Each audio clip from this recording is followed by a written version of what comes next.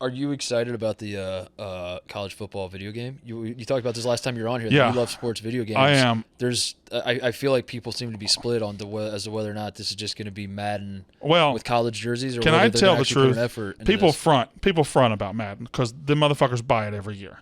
It's still one of the highest selling sports games every single year. Even though it's not as good as MLB The Show, it outsells the fucking show every single year. But does that speak to the quality of Madden, or does it speak to like? I think it speaks. We are all sheep in this capitalistic world that we've been built. And it speaks to us being sheep. Yes. But I don't think Madden's as bad as people act like Madden is. Madden's a playable game. Madden's fine.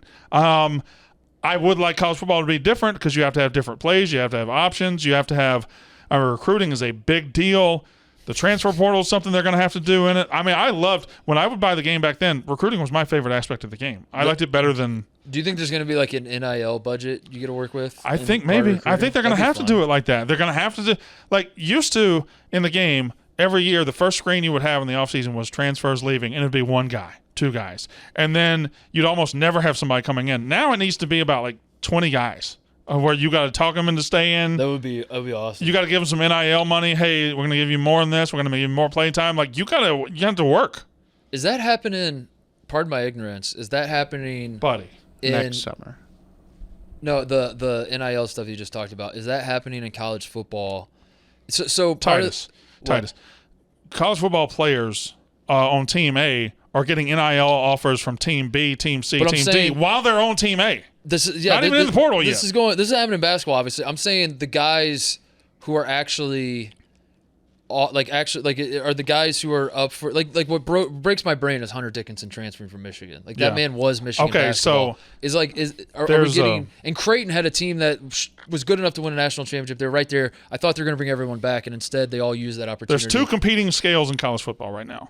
And I think there's the high school NIL budget, which you're not supposed to use NIL for recruiting purposes, but guess what?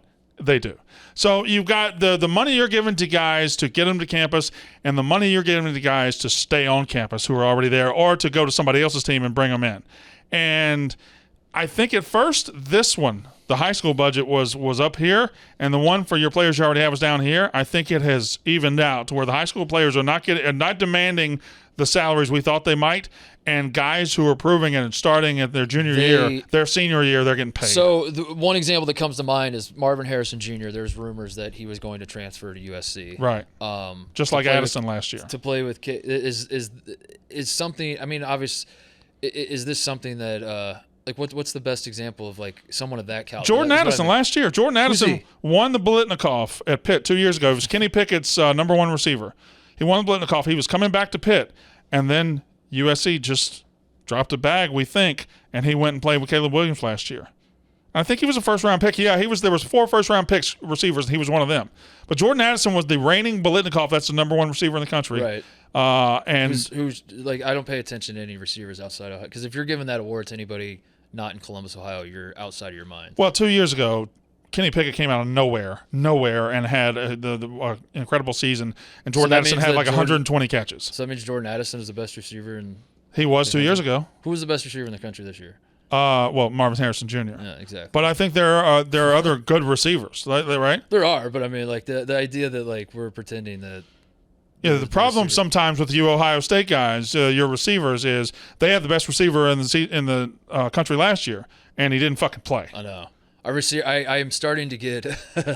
I love getting old and watching finesse football in Columbus, because I do my boomer energy really comes out. That I watching like Marvin Harrison's awesome. He's built like a fucking tank, but like watching like Olave and Jackson Smith and Jigba and Garrett Wilson.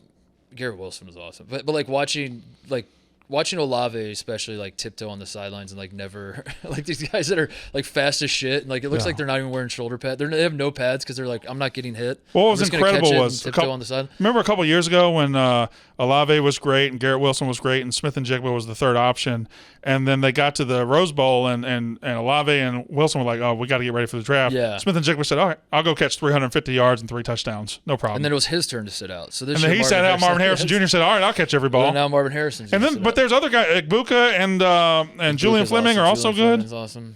Yeah, really But good. but the problem with them is you're so cute and pretty on the outside, and then on the inside you're getting gutted. I know. Don't I know it?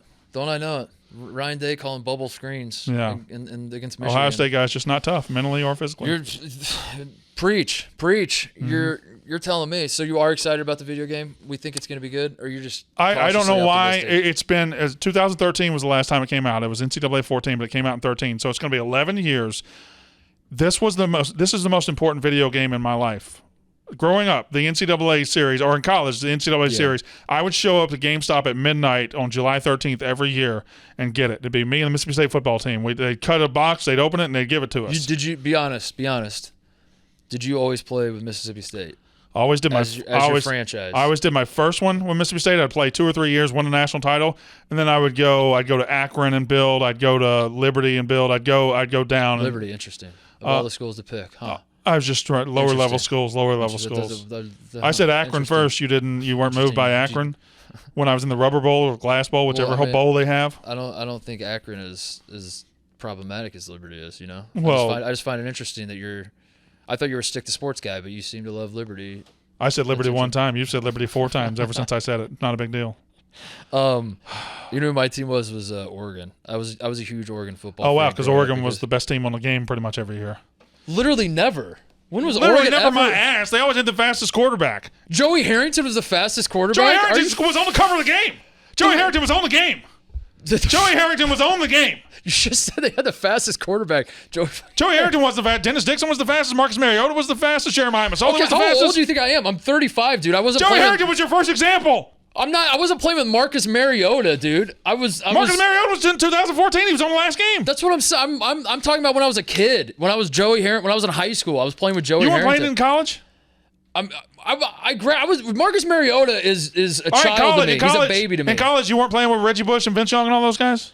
That's what I'm telling you. When I was in high school, I would play with Oregon. That was my team. Dennis Dixon was a menace on that game. A menace. By the time I got to college, I don't think I was playing. I think I was burnt out on sports games. Dude, by the time NCAA. We talked about NCAA flunked me out of college. I played. I would stay up all night. I played sports games. My favorite sports game ever that I remember just like beating into the I played it till my eyes bled was NBA Street. I love that game. I think Volume 2. I think it was Volume 2. I played those. I love those games. So I didn't play NBA Street Volume 1, but then I bought Volume 2, and I just remember playing the first 3 or 4 games, and then unlocking a Larry Bird jersey to wear. I was like, oh, I was hooked. My vivid memory of that game was all of my friends wanting to play with like Dr. J or Jordan. Was Jordan on the game? Maybe he was. I think he was. He was. He was on the cover, I believe. Anyway, like the guys who were dunkers and and Allen Iverson crossing people. I don't know if he was on it, but like guys of that ilk that that would make sense for street ball.